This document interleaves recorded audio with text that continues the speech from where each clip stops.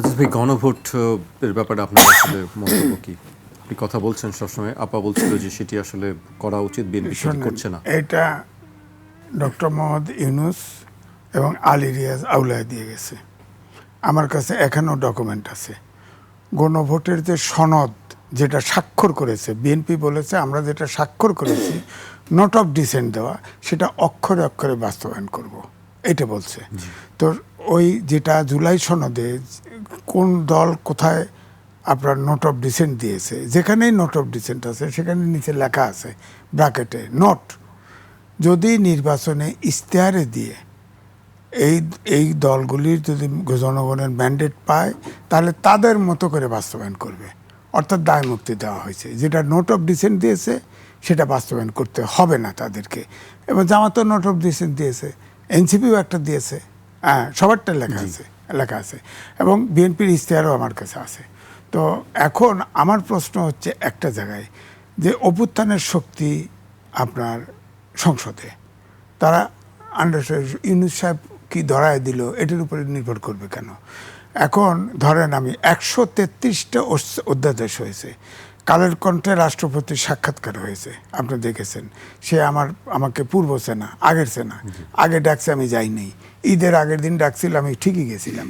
সে 10 মিনিটের জন্য কথা বলতে নিয়ে 1.5 ঘন্টা কথা বলছে, অনেক ডকুমেন্ট আমাকে দেখাইছে। রাষ্ট্রপতির সঙ্গে হ্যাঁ, আমি বলবো না, সে তো বলছে, আমার কাছেও বলছে অনেক অধ্যাদেশ সে স্বাক্ষর করে নাই, তার নামে জারি করে দিছে, বলছে তো।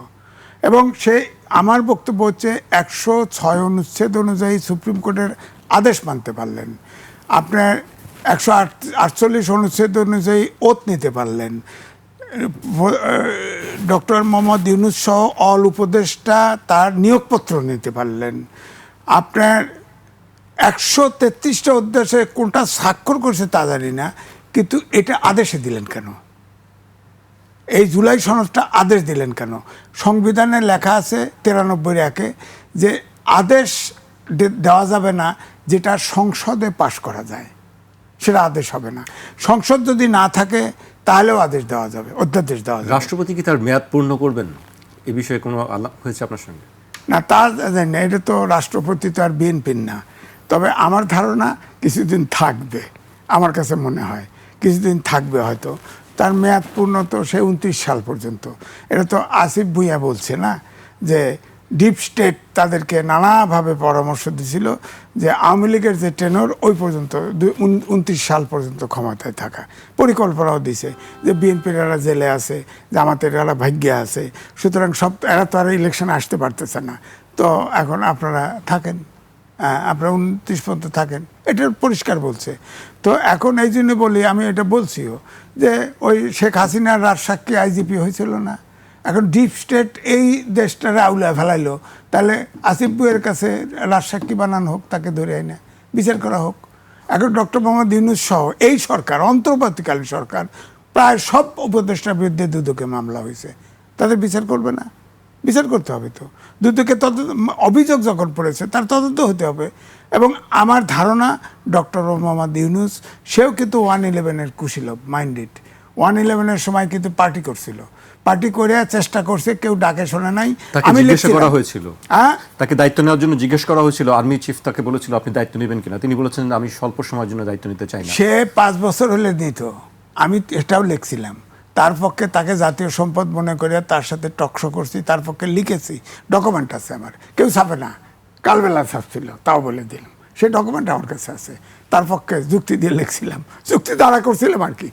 কিন্তু আমার কাছে মনে হলো আমি আহাম্মক কিচ্ছু বুঝি নাই, একমাত্র ডক্টর মোহাম্মদ ইউনূসকে চিনছিল শেখ হাসিনা, আমার পরিষ্কার, আগেও বলছি এখনো বলতেছি, সবাই তাকে সম্পদ, তার মতো লোক নাই। সে যে পরিমাণ এই 18 মাসে যে পরিমাণ ব্যক্তিগত স্বার্থ উদ্ধার করছে, আপনি চিন্তা করেন তো, সে ইন্টারন্যাশনাল নোবেল প্রাইজ উইনার, সারা বিশ্বে 3-0 থিওরি নিয়ে চলে, প্রোপাগান্ডা, সে 7টা মামলা তার বিরুদ্ধে, তাও ফৌজদারি অপরাধ, তার নিজের মামলা নিজে এক্সিকিউটিভ অর্ডারে উইথড্র করে, কি করে কোর্টের মাধ্যমে পারতো তো, 18 মাসে শেষ করতে পারতো না? পারতো তো। সে সব ডানিবাদ দেখাইছে।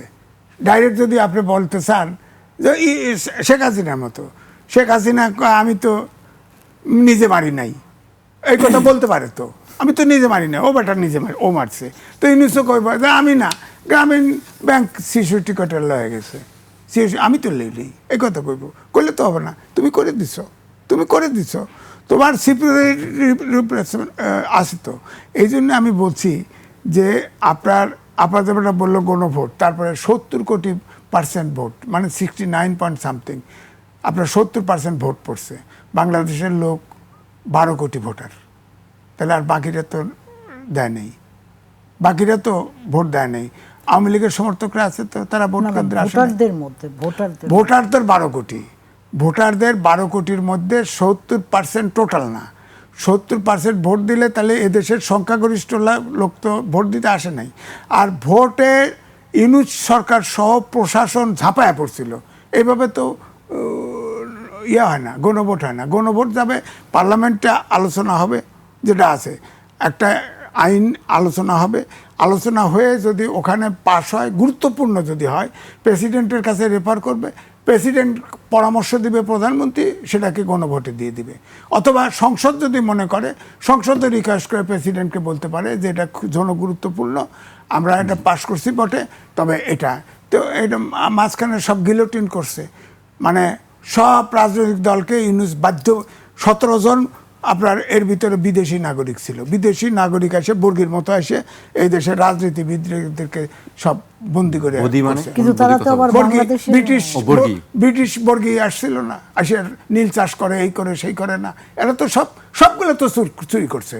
তাদের কামই ছিল 18 মাসে চুরি করা, এ দেশের মঙ্গলের জন্য কিচ্ছু করে নাই, সব চুরি করছে, মিথ্যা কথা বলে। এখন সবগুলোর বিচার হোক, এবং সবগুলো আমি তো দাবি করছি, এর একটাকেও বিচার, দুদকে যত অভিযোগ যাদের বিরুদ্ধে পড়ছে, সবাই প্রায় পড়ছে, এই দুদকের ভিতরে তদন্ত শেষ না হওয়া পর্যন্ত সবার বিদেশে যাওয়ার নিষেধাজ্ঞা জারি করা উচিত।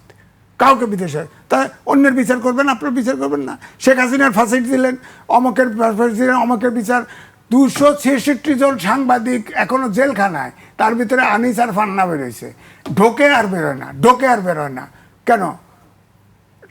সাংবাদিকদের ভিতরে হত্যা মামলা দিছে, সাংবাদিক হত্যা করছে, চুরি করছে, ফৌজদারি অপরাধ করলে তার বিচার করেন, সমস্যা নাই।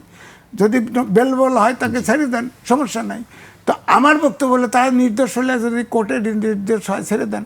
কিন্তু এখন তো যেহেতু ডাইরেক্টলি তাদের বিরুদ্ধে দুদকে অভিযোগ আসছে এবং এটা রাষ্ট্র হয়ে গেছে, জানাজানি হয়ে গেছে, এটা তদন্ত হওয়ার শেষ না হওয়া পর্যন্ত কাউকে দেশের বাইরে যেতে দেওয়া হয়েছে। কারণ এগুলো সব আমেরিকান নাগরিক, কেউ ব্রিটেনের নাগরিক, কেউ কানাডার নাগরিক, মালয়েশিয়ার নাগরিক, এই দিতে। সুতরাং এগুলো বিদেশের নাগরিক তো। যেমন এস আলম টাকা পয়সা লুট করছে না, তার টাকা উদ্ধার করতে পারে না, কয় আমি সিঙ্গাপুরের নাগরিক, কয় আমি তো বাংলাদেশের না, গা মরছে দেয়।